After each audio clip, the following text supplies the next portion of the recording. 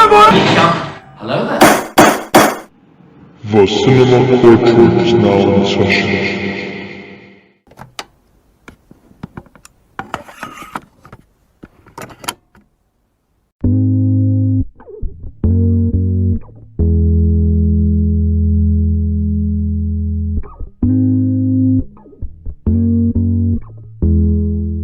Ladies and gentlemen of the esteemed jury, welcome back to the Cinema Courtroom, a podcast where your favorite blockbusters await trial with your host and galactic judge, Macron Mark. Do not forget to hit the like button and subscribe on whatever, and I mean whatever, streaming platform that you're listening to, Spotify or the Cinema Courtroom YouTube channel, which is where you're going to get the podcast an hour early at the premiere. Because every click on the icon counts. Don't forget to ring the notification bell and share this podcast with your friends, family, cat, dog, pigeon, whomever. Now, without further ado, let us begin with our review topic. You Potterheads are going to love this one. Fantastic Beasts, The Secrets of Dumbledore. The Fantastic Beast films are nothing short of atmospheric with sweeping landscape shots. I enjoyed the first one. I really liked The Crimes of Grindelwald with Johnny Depp playing Grindelwald. The question now is, what did I think about Fantastic Beasts, The Secrets of Dumbledore? Let's consider a few elements that will determine my thoughts on this debatably good or mediocre movie. It depends on one's point of view, I guess. So, the few elements are as follows. Editing and cinematography, which I've briefly have established that in the last two Fantastic Beasts movies, The Crimes of Grindelwald and Fantastic Beasts and Where to Find Him, were really outstanding. And also, I want to establish whether or not I would rewatch that movie again. Okay, so first and foremost, the first act was very slow, bland, not to the point just yet. This new Lally character annoys me to the core. And also, why on God's green earth does Jacob get a wand? Like, what? I just said that in a different accent because I can, deal with it. Like, in Harry Potter, the Sorcerer's Stone, our protagonist, Harry, was granted the wand ceremoniously by Hagrid, and it was a big deal. It is an iconic scene altogether. Therefore, it defines the whole Harry Potter series, because it is iconic moments like Harry being given the wand that makes Harry Potter rememberable to many fans. Because it all started with that very scene. There is no Harry Potter without that scene. That being established, you don't just give someone a wand without a second thought. And especially to a muggle. So, as you can tell from the tone of my voice, that's one of my main gripes with the first act of this movie. Like, it's been nagging at me ever since I've watched that movie. Like, I can't stop, criticizing how Jacob gets given a wand for fun. Holiday cheers. That and the weird ensemble of new characters that I don't care about. Okay? And I would not be opposed to just seeing those new characters perish. Like, I wouldn't be grieving for any of them. The second act was a bit of an improvement. Everything from replicating the briefcases was nicely tied in, consistent, and smart. That's how I would describe the second act. The third act, conflict ending, whatever, was not bad. Newt's commander and Tina's reunion was a testament of Newt's expansive character development from the past Fantastic Beasts movies. It went from Newt complimenting Tina while stuttering to actually not stuttering while complimenting her in that very scene. So that was a fine little detail that you may or may not have spotted, but it's the highlight of the movie to me. So another thing that this movie managed to do exceptionally well is maintain the tonal consistency with the vibrant colors reflecting the wizarding world and the Harry Potter-esque vibe. As of the production value, it had some very exceptional visuals, although it lacked the entertainment value. The opening scene dragged, the acting wasn't that good. Whoever played Lally didn't do it very well because her portrayal was unlikable on screen. Oh, and how the heck does Lally, who is portrayed to have substantial intellect, not know that Dumbledore has a existing brother?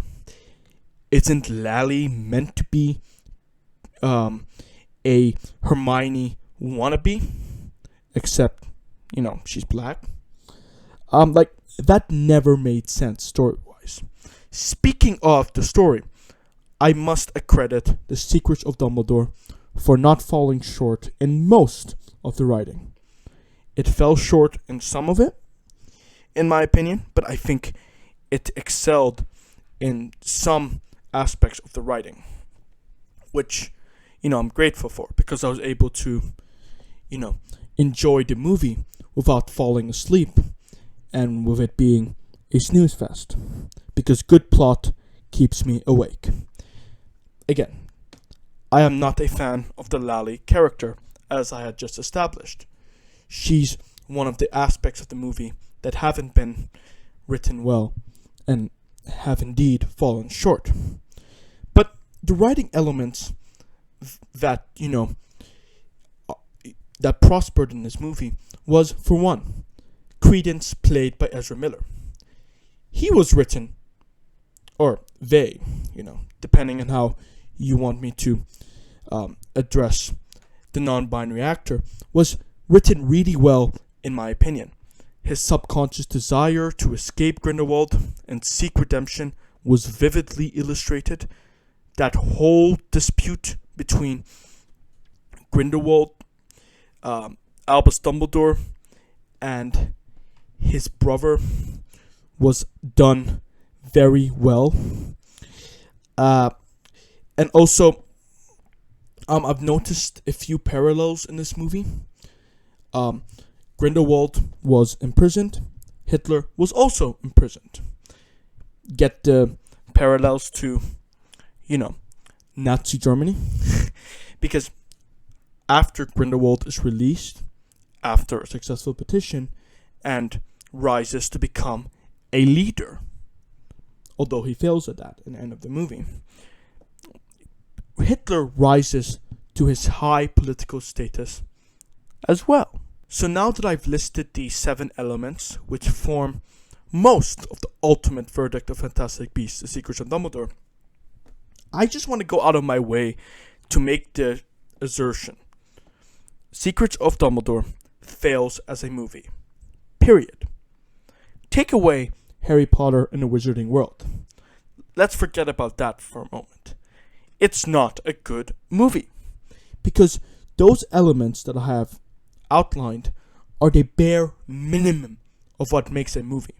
Just because a movie manages to accomplish the bare minimum doesn't make it good. It doesn't make it a masterpiece. All it does is make this movie worthy of being judged. So making a good movie is a multi-step process. I'm sorry if that sounds harsh, but that's how I see movies.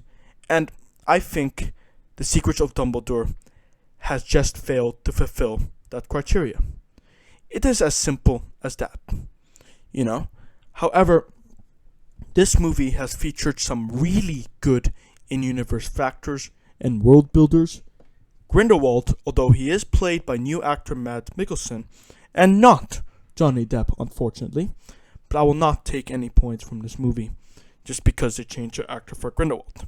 I think I've established in another podcast that I don't think Johnny Depp should have been fired.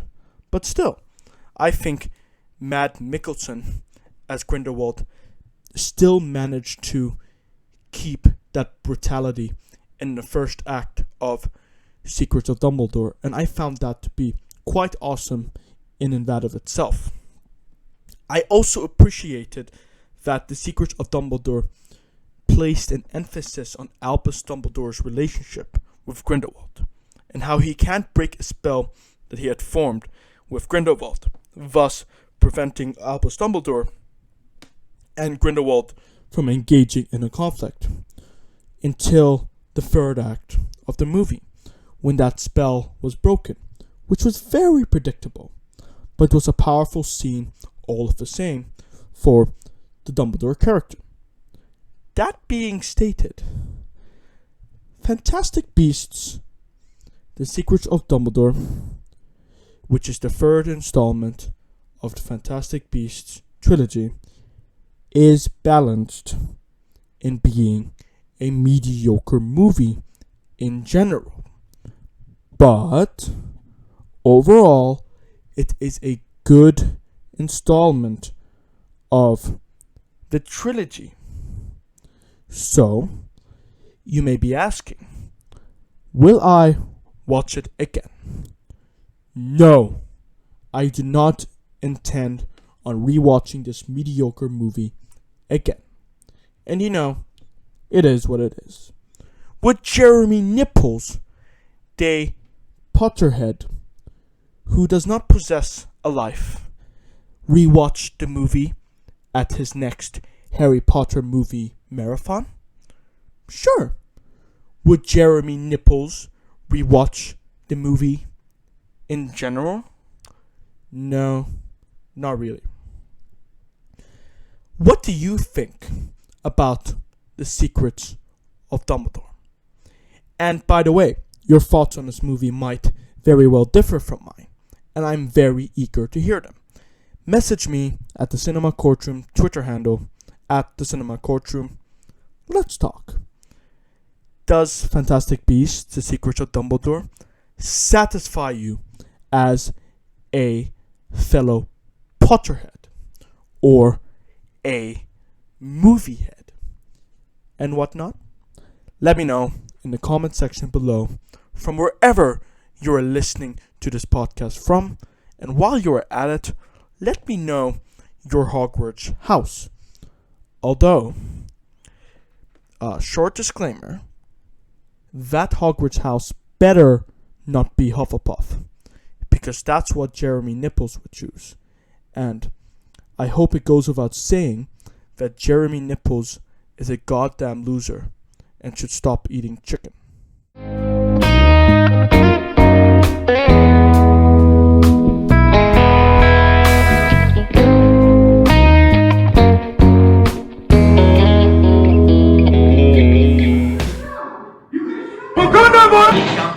And now I sentence all you listeners to this podcast to Azkaban.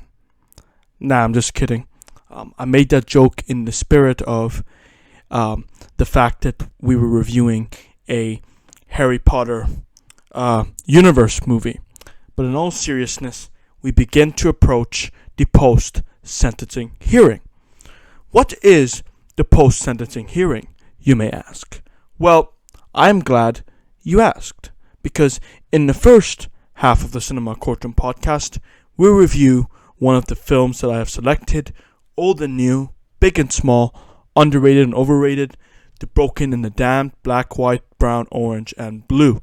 Then, in the second half of this recording, I assemble all of the leftover topics that pertain to to the film industry in general, and which contribute to the movies that I review as the main review topic in the podcast. And I integrate it into one post-sentencing hearing list. Think of it as an after party that is long overdue, where you are invited, or in judiciary terms, an invitation to a retrial in order to rectify an unfair hearing. Because sometimes, like the organic sapien that I am, I find that I've been too critically generous or harsh about a movie. So most of the time, my opinions are altered after a rewatch or two, which means I am compelled to review it again in a post-sentencing hearing. If you listen this far into the Cinema Courtroom podcast, then I salute you for sticking around to the second half of the show. If you enjoy what you're hearing and what I have to say, if you haven't done so already, I would very much appreciate it from the bottom of my heart if you give this podcast a reshare. Look, I'm shedding a few tears right now. You know, the fact that you're gonna like this episode, it means so much to me, you know. Just click the thumbs up button.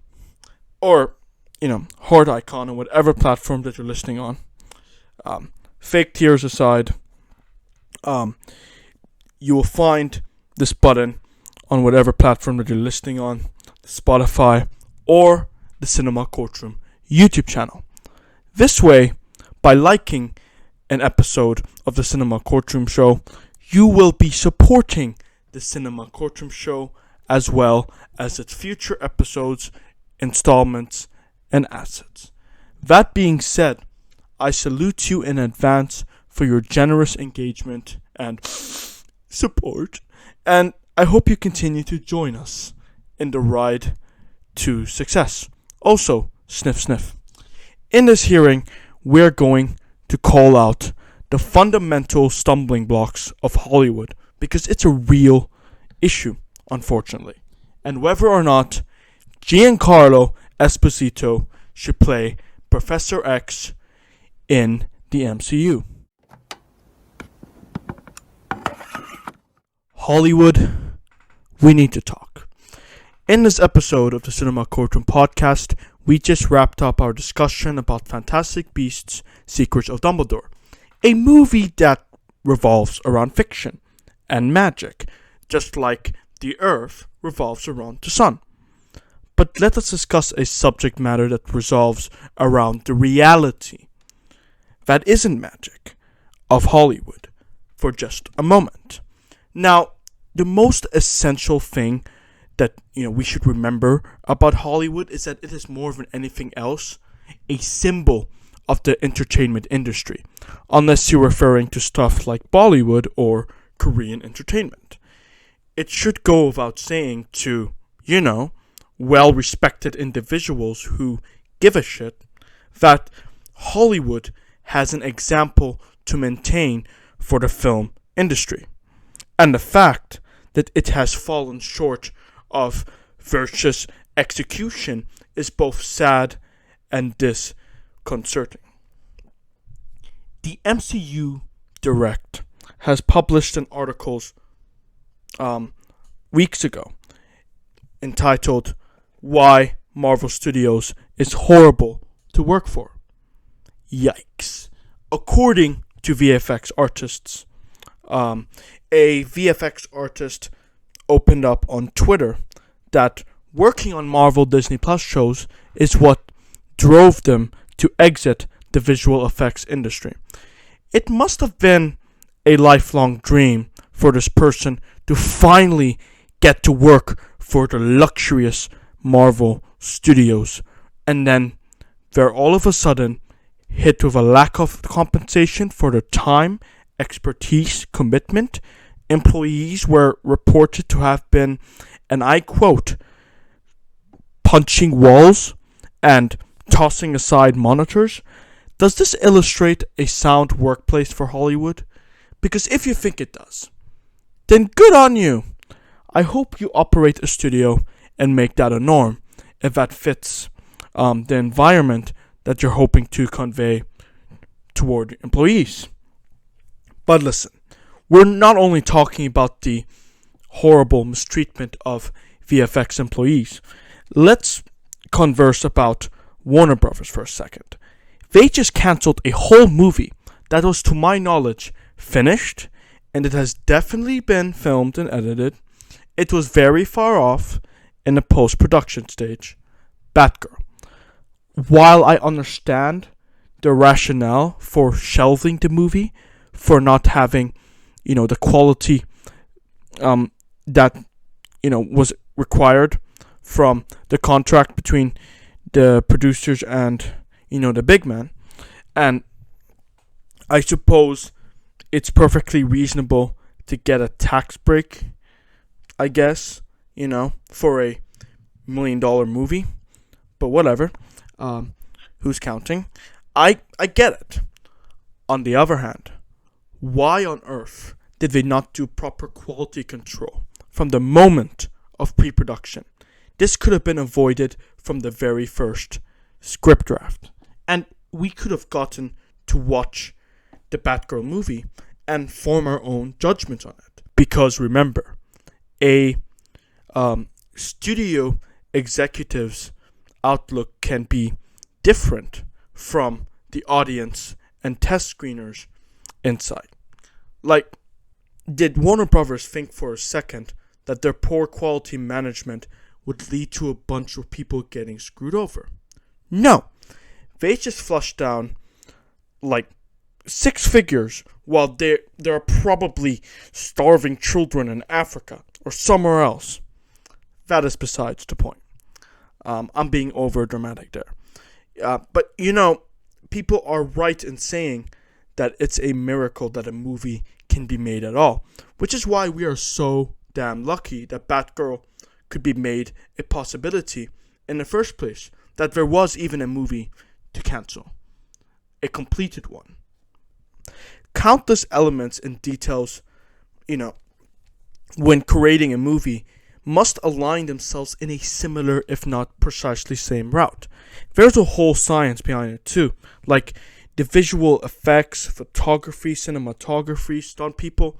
No way Batgirl got no stunt people in the front lines wearing the Batgirl costume. Marketing and distribution costs, tax costs. Like, Batgirl was created to generate profit. It wasn't made for fun. Well, it turns out Warner Bros. Neglected their commitment to release the movie and decided to treat it as something that is just made for fun, and allowing a director's own set piece to go unnoticed. And again, it's not that I want him to release a bad movie. And I'm not like, the other people on Twitter who are like, you are barring a work from a minority producer from getting released. That's not what they're doing. But I think what they're doing is that they're not thinking things through in the pre-production phase, and then when it comes to the post-production and the release of the movie, they last minute decide to just sabotage the project and not release it at all. Like, I simply have gripes with the fact that they let it be a poor quality movie to begin with, according to the studio executives anyway. Maybe, it has test screened and it had a more positive reception that we have yet to know of as of today. So, I talked in short about the bad mistreatment of VFX workers. Got that out of the way. And Warner Brothers and Batgirl. How about just good quality movies in general? I'm looking at you, Marvel. Gross overuse of CGI and quantity over quality? What the hell are you thinking? I kind of feel like their parents brought them a cool new innovative toy, and then those parents started to regret it over time because the MCU decided to be like, ooh, fancy CGI.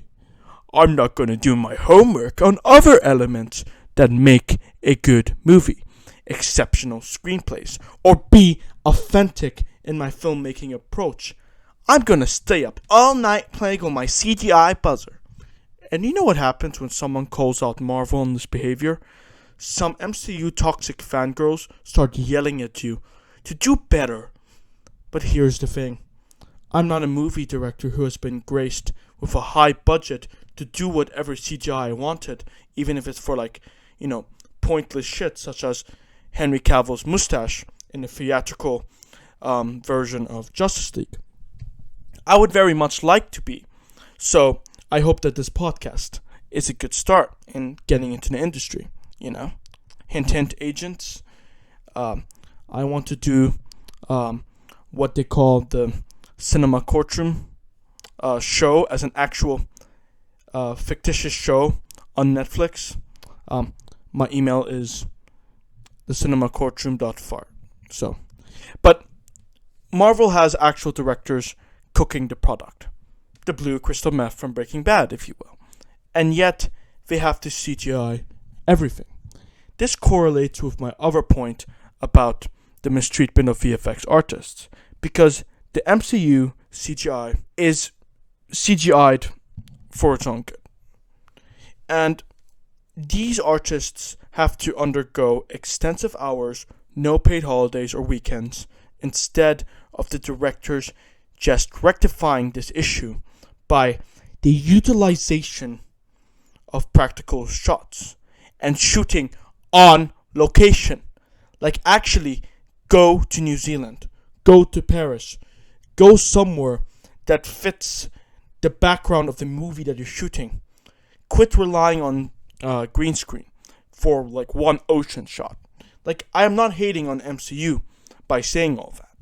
I love the MCU and I want it to succeed, which kind of explains my frustration. But Hollywood, come on. What happened to releasing a couple of movies a year or every 2 years so that it can be the opposite of quantity over quality, but rather a less of a quantity of higher quality movies? Nobody is rushing you. If anything, that's what DC has been excelling the most at recently. They've decided, especially the Flash movie, you know what? If the movie ain't done, we're going to let our artists take their time and make them devoted to this project. And that's why we've been getting very few movies from DC recently. But when they do put something out like Batman, it is fine meth. And if I'd known how to do a whistle, I would have done that to re-emphasize that point. 98% purity rate. That's what DC has been releasing as of late. Now that could change if they start following the example of Marvel, where it's simply, as I've said before, quantity over quality. I barely scratched the surface at the stumbling blocks plaguing Hollywood's fine attributes in this segment of the podcast.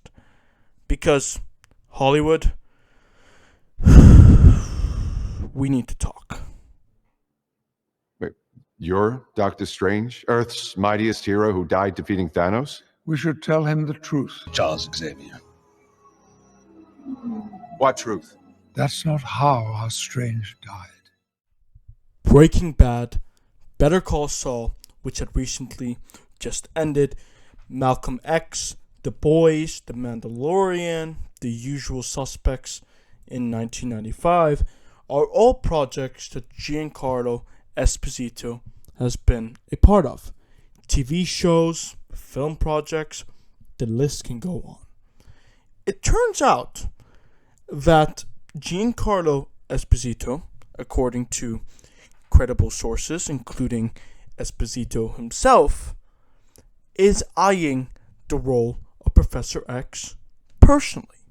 And that is some fascinating news, because the audience has become accustomed as him playing famous villains. Just like people are accustomed to Chris Evans playing Goody Two-Shoes Captain America. And then he turns out to be the main killer in Knives Out. As well as the villain in Netflix Gray Man film, which I hope to review in in some capacity in another podcast.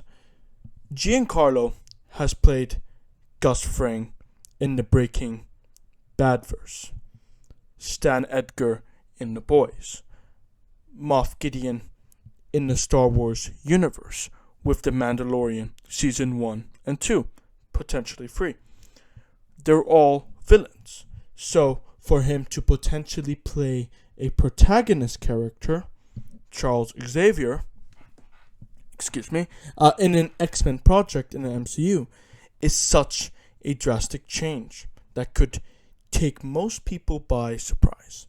This isn't just a case of wishful casting, by the way.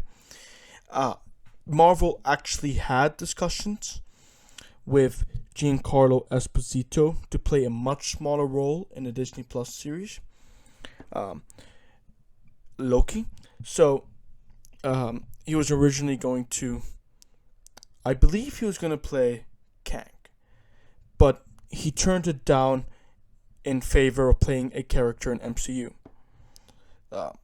movie, which is what I really want to focus on here for a second. The Avengers Secret Wars is happening. So, from my point of view, if he isn't playing Professor X, what is stopping Giancarlo Esposito from playing Doctor Doom? There is also the question of Professor X skin color. Is the character supposed to be white or supposed to be a black person in the X-Men? But then again, his ethnicity isn't even important in the comics. So pretty much any cast can play Charles Xavier, which definitely expands the likelihood of Giancarlo Esposito playing Professor X. I know there are people who might come out and say that he is best suited for Magneto, but I'm not sure that I entertain that thought. Part of Magneto's identity in the comics and movies is that he is a Holocaust survivor. Now, there have been black Jews who have been killed in the Holocaust, but those are really rare compared to the white Jews. Having Esposito play a character whose Jewish identity is integral to him and has a 49 out of 50 chance of being a white character may not be consistent. But again, that's why it is more likely that he could play Professor X, him, or Bryan Cranston as Professor X. Now I know that you might be thinking, you just want to see Walter White and Gus Fring fight it out again. Deep down inside, you're probably right. I want to see both of those actors have another fictitious rivalry, but on the big screen, and especially in the MCU franchise. Because I put some time and dedication into watching and reviewing the MCU. But you know, a change of pace, more of those Robert Downey Jr. And Benedict Cumberbatch, Sherlock Holmes, actors, more of that will be more fun, to see the dynamics of in the silver screen. Bryan Cranston knows how to play complicated father figures. Charles Xavier is a father figure to the X-Men. I mean, I'm not wrong about that. So, and he's bald, which is the only reason I'm considering Bryan Cranston for the role in the first place. If I were the studio looking for the suitable actor to play Charles Xavier.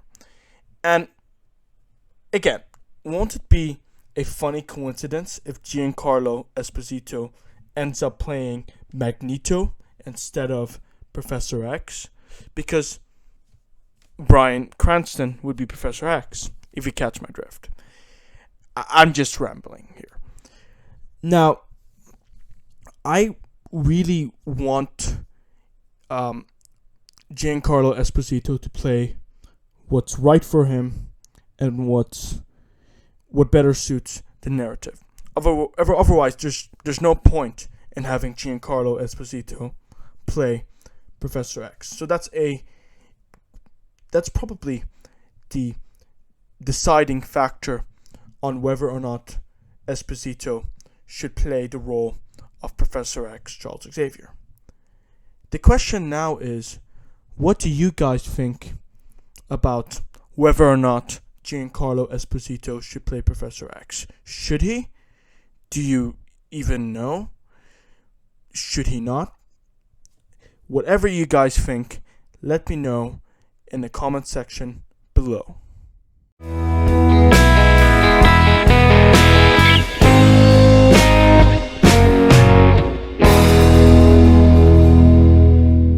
We have now reached the end of this podcast. Thank you very much for tuning in to the Cinema Courtroom show, where we critique movies with a little bit of humor that I tried to incorporate into this episode of a Cinema Courtroom podcast. I'm trying to see what works and what doesn't here. So, if you guys enjoy what you're hearing, I, for one, had a lot of fun doing this podcast. Make sure to subscribe.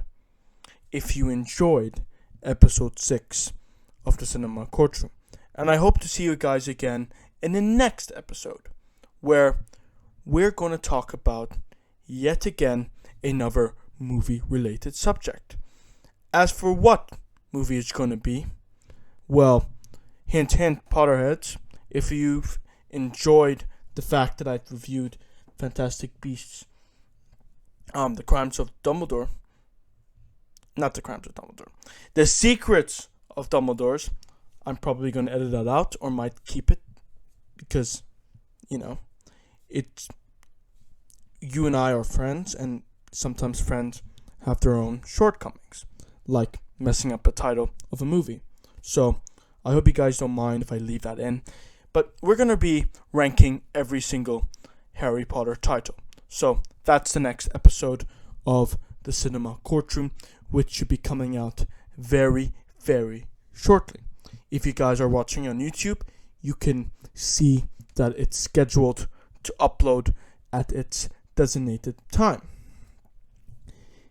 Keep your eyes out on when the next episode of the Cinema Courtroom will launch on the YouTube and Spotify platform, and find out what I think about each Harry Potter title, alongside my expansive thoughts on each of them. Thank you once again for listening till the end.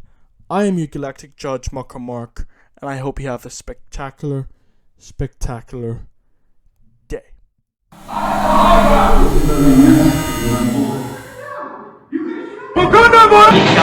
Hello there. Court is now dismissed.